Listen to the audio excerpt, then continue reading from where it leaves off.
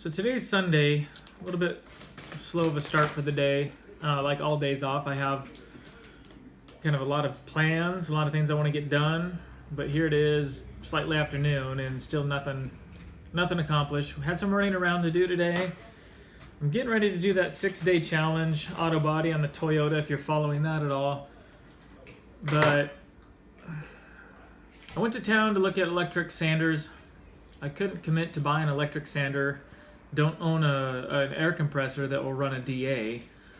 So I got a call out to a guy who's got a gas powered, and it has something like 10.5 CFMs. So I'm hoping to hear back from him. It was posted a month ago, so who knows. But I got a lot to get together before I'm ready for that 6-day auto body, sanding challenge to get my Toyota ready for paint.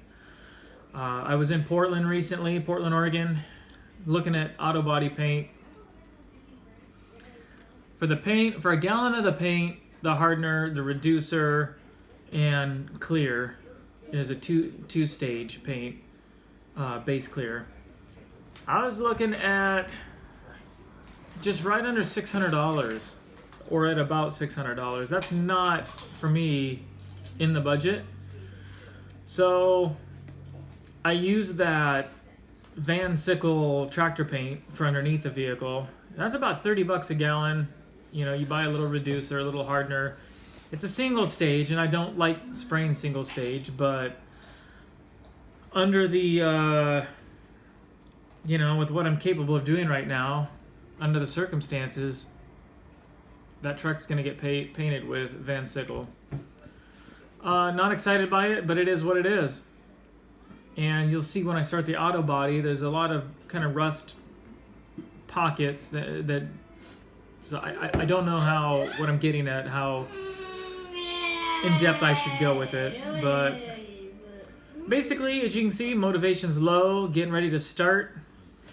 So waiting on, I think it's coffee number 2 round. Typically do 2 or 3 of these French presses before I really get started in the day. It was a little nippy last night, which led me to thinking, and I'll show that here in a moment. A tree went down in the winter, and I think I've got it on video somewhere, but I got it all cut up. Can't get it down here. So I'm going to go up there to where the tree is and start splitting this thing with the maul. So I'll show you some of that, show you what I got going up there on the back of the property. And as soon as we get motivated, we'll get going. Prior to going up there, I went up and show you that, I guess. I'm gonna get a batch of, I like to make bone stock. And typically if I butcher one of my own animals, if it has a bone, it gets used. But what I got going on, and this is how typically I just try to do it. I try to do a 50-50 ratio. So I've got knuckle bones, and they said it's about 3 pounds, and then about 3 pounds of neck bones. So I just do a combo of knuckle bones, neck bones, and literally, these are frozen. This is my stock pot. So I take the bones,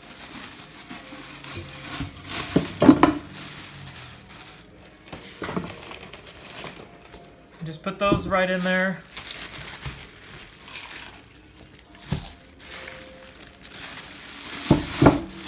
And I do like the knuckle bones. They got a lot of collagen in them. So we're going to use that, about 6 pounds of bones, 5-6 pounds. And it is what we have. And I don't do stock ever really the same way. And I definitely don't do it the classical French way. I used to work in a French restaurant, so I know what that would be. I just take an onion, put in there. And I happen to like the flavor, and sometimes I'll add a little bit more as the process goes. I don't like to get crazy right at the beginning, but I add these dry star anise. So I'll put maybe, let's just go with 2 of those. Let's get the flavor in there. I like bay leaves. I put a ton of bay leaves on just about everything. These seem to get, boy, these got hammered. So, can't really count them. We'll just put some in. Like I said, I might add more later.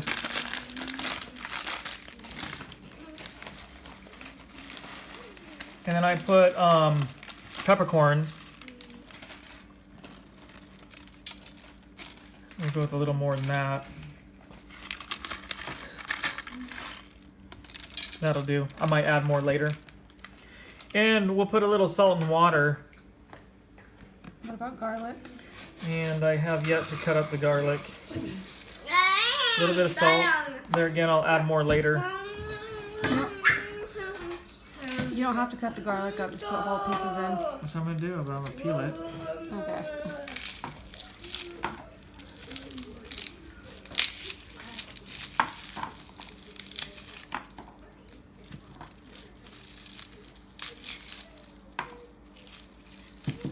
Damn, these are all small parts.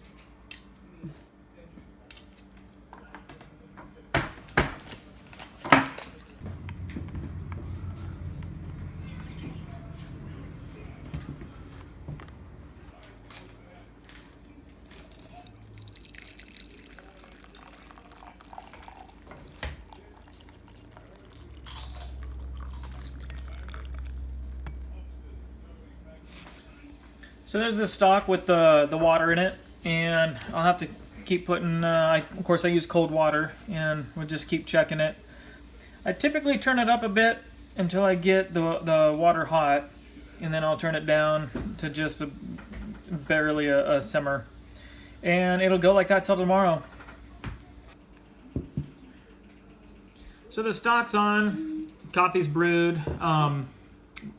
Gonna go up and do some wood chopping on the back of the property. I don't know how long that'll last. I don't know how much motivation I have, and I have a lot to do today, so I definitely can't spend all day doing that. But it's kind of been a long road when we started this house or got onto this property. We did it virtually with nothing, no tools, no nothing. Even this table, this famous table here. Luckily, we had 2 old gates, but I had a handsaw and literally a screwdriver, not even a drill. We had nothing.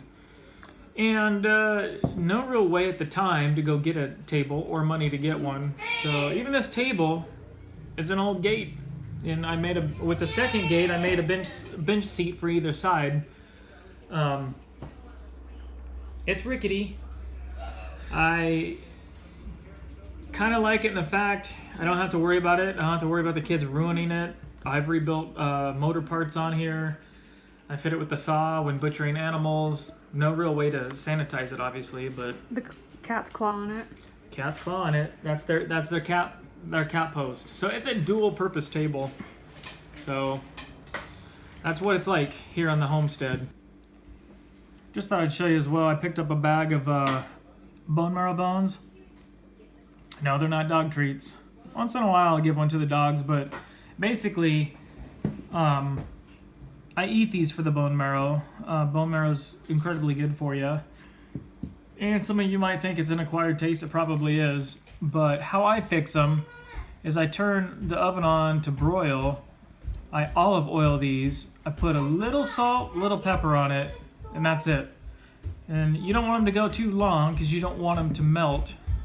So there's kind of a happy medium. And I just plop them out, put them on toast. Delish.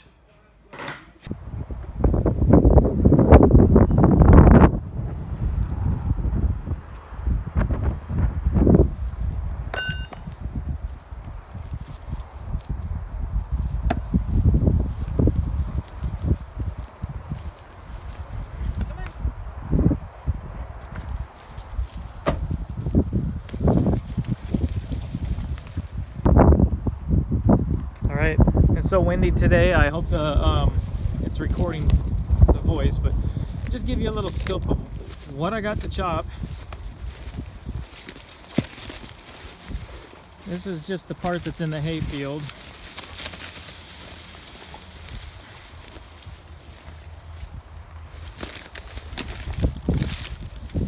That's the stump it all came from. As you can see, boom, long line of wood.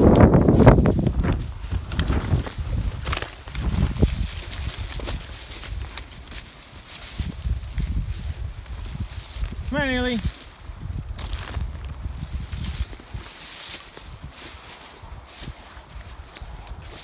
So I don't really care to try to haul these out and lift them whole.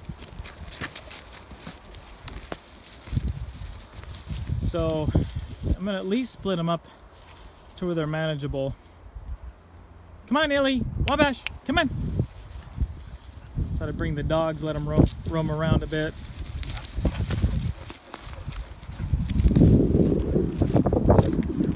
Sometimes they got a mind of their own, so I gotta keep an eye on them.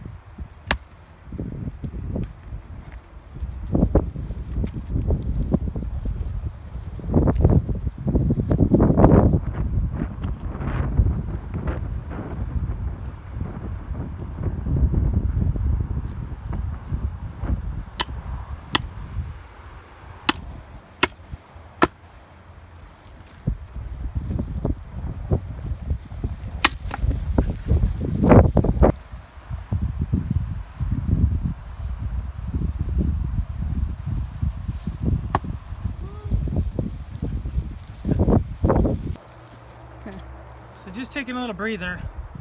Not used to this, and it probably doesn't look like a hot day. It's fairly warm and muggy. Kind of looks like coastal conditions, but that's smoke. So far this whole summer we've been under smoke.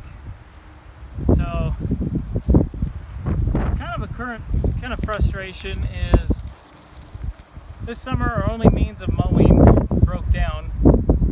So we haven't done any mowing. This hay field is the first time in years it hasn't been turned into hay.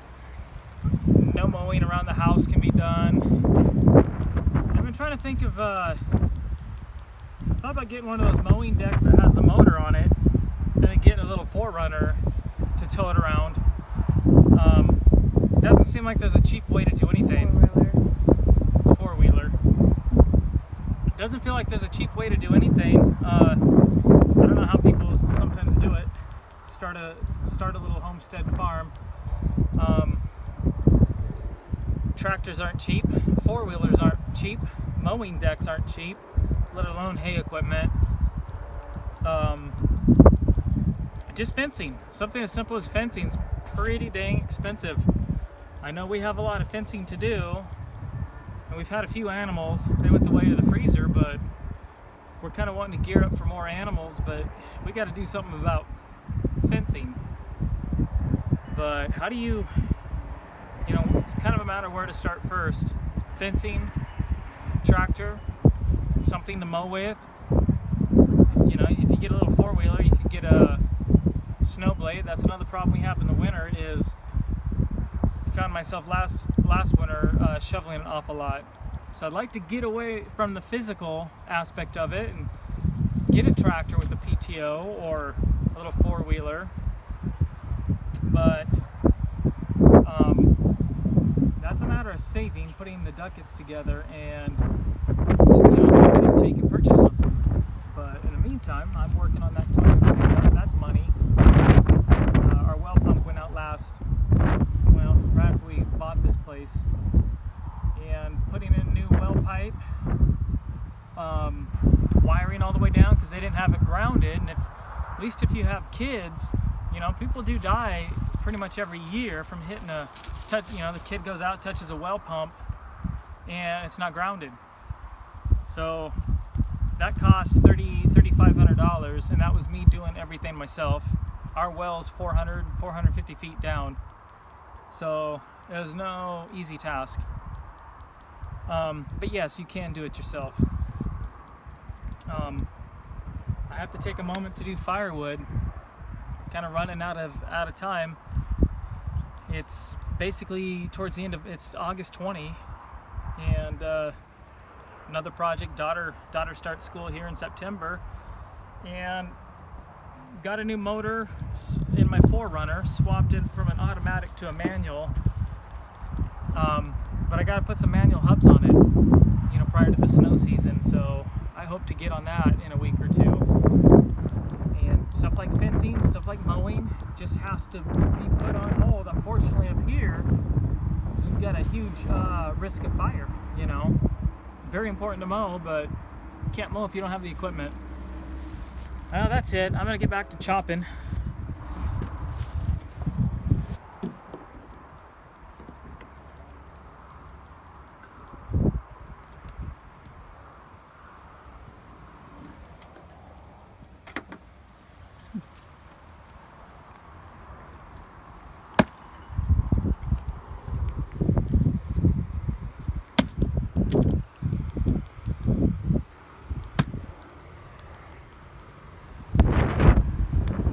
Ask me why I don't use a wood splitter, and it's all I can do when I cut these to flip them over. They're a little drier now, but how the heck do you get that up on a wood splitter? I don't know. So they're pretty big pieces. We'll give it a try. So not on this side, so that is not going to help me out. I'll try from the top side.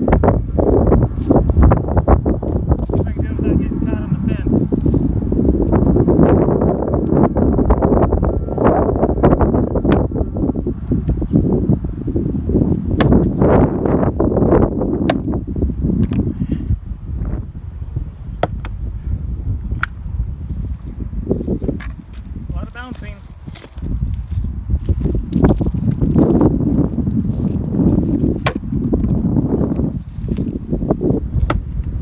Split.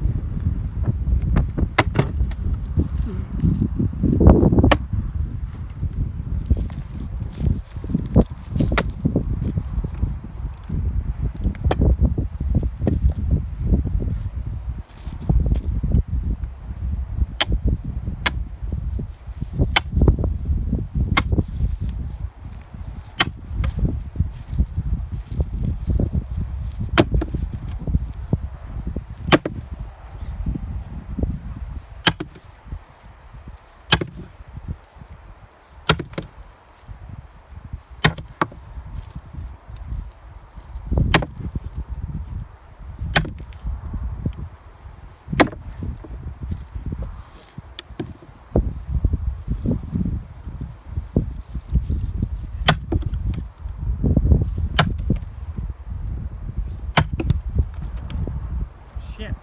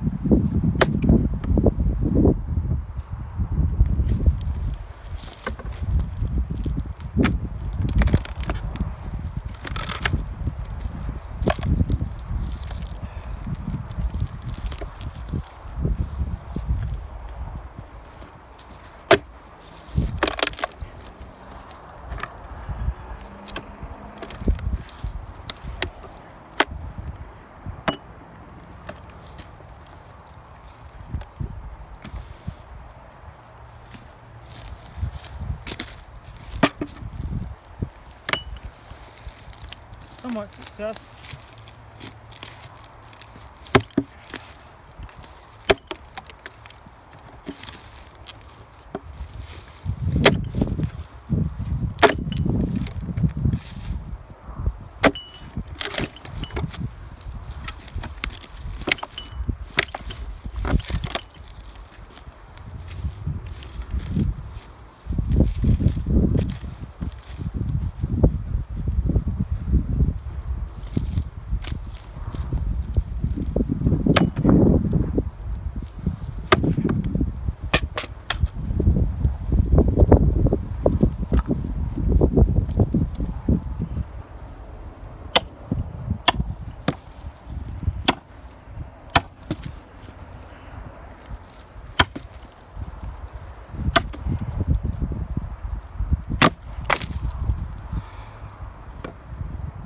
That ruins a day.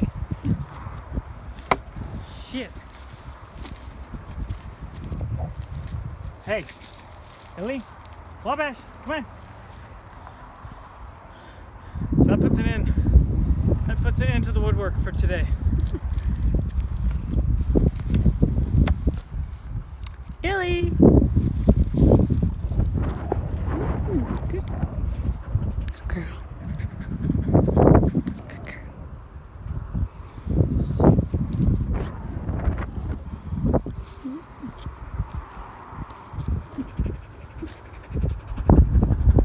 Okay. Close up for this. Part of the problem with my axing here is that's pretty bad. I don't think that this axe handle, it's kind of old and weathered. I don't think it's gonna last too long. It's loose.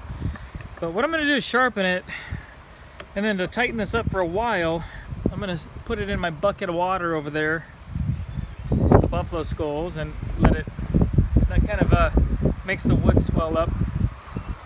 So I'm just gonna grind on it a bit.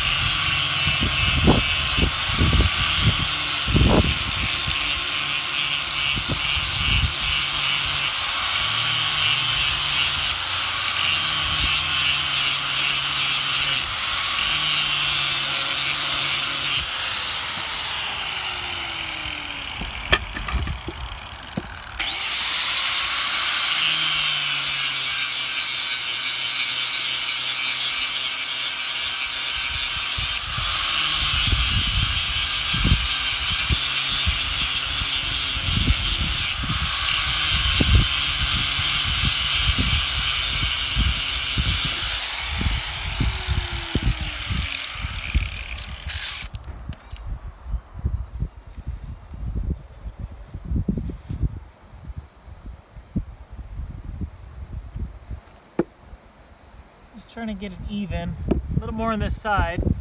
And what I'll do is take the grinding wheel off, put on some sandpaper, and kind of polish it a bit.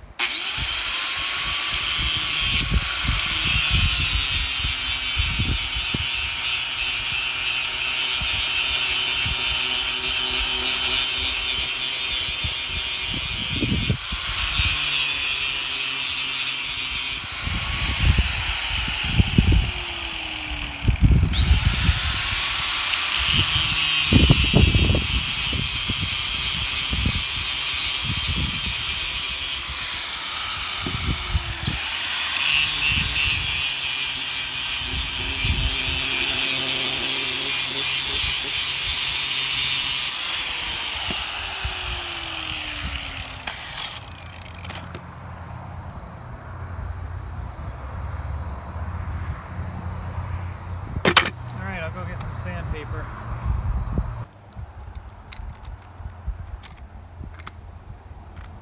Man, the bees this year are terrible.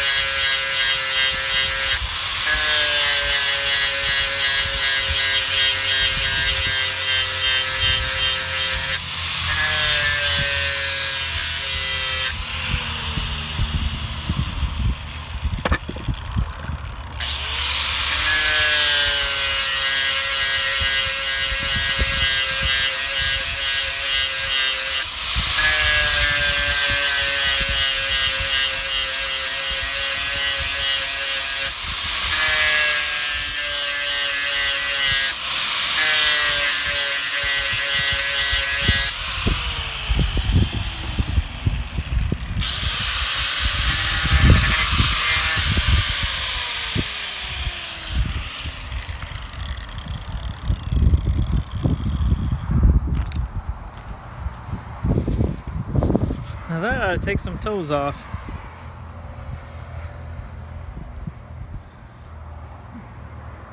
Still kind of a thick point, but you want it to split the wood. But at least it's not flat on the end. Give that a try next time. All right, this is the stock. Finally kind of got the gentle little boil going on. And yeah, I let it just go like this for 20 to 24 hours. You can start to see all the brown imperfections come out.